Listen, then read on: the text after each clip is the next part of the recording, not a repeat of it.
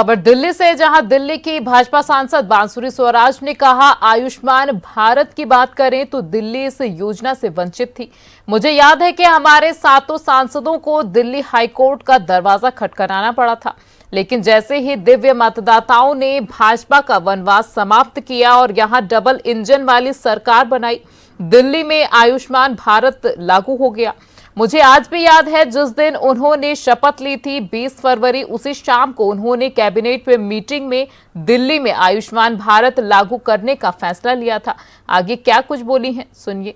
GK विधानसभा की लोकप्रिय विधायक मेरी बड़ी बहन आदरणीय शिखा राय जी, सम्मानित मंच और यहां उपस्थित भाइयों और बहनों, जन सुविधा केंद्र ये एक ऐसी पहल है जो विकास कार्य आदरणीय प्रधानमंत्री श्री नरेंद्र मोदी जी के कुशल नेतृत्व में हमारी बड़ी बहन आदरणीय रेखा गुप्ता जी कर रही हैं, उसी को परिलक्षित करते हैं। रेखा दीदी, आपको मैं बहुत बहुत अभिनंदन करती हूं सार्वजनिक तौर पर। जो काम 11 साल में तत्कालीन सरकार ने नहीं करा, वो आपने मात्र 5.5 महीने में कर दिखा दिया। विकास इतनी प्रगति से हो रहा है, आप ये देख लीजिए। कहा जाता है जब नियत होती है तो नियति भी बदल जाती है।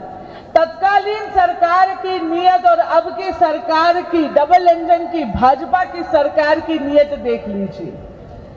नालों की सफाई उन्होंने 11 वर्षों तक नहीं करा, पूरा का पूरा जल भराव हो रहा था, पूरी की पूरी दिल्ली जलमग्न हो जाती थी। बारिश आती थी तो हम सब सहम जाते थे कि अब दिल्ली डूब गई। लेकिन दीदी, मैंने देखा है कि किस तरह आपने ग्राउंड पर खड़े होकर, इसकी तो साक्षी मैं स्वयं हूं, किस तरह जाके ब्रेक नेक स्पीड पर आपने जाके डिसिल्टिंग करवाई है नालों की, टेक्नोलॉजी को लेवरेज करते हुए काम करा है। और अब जलमग्न होने से और वाटर लॉगिंग की प्रॉब्लम से काफी हद तक निवारण हुआ है इस समस्या का। आपने ऐसे दूरगामी निर्णय आते ही ले लिए, चाहे वो महिलाओं को शॉपिंग में और यानी कि दुकानों में रात में भी, इवनिंग शिफ्ट में भी काम करने की अनुमति देनी हो, चाहे वो ये सुनिश्चित करना हो, आपने जाके माननीय गृह मंत्री जी और एलजी साहब के साथ ये मुहिम लगाई कि जितने भी ईटिंग हाउसेज हैं उनके लाइसेंसेस के लिए उन्हें दिल्ली पुलिस का दरवाजा ना खटखटाना हो, ये आपने करा। व्यापारी वर्ग के लिए बहुत बड़ा आपने कार्य करा। ऐसे दूरगामी आप निर्णय ले रही हैं।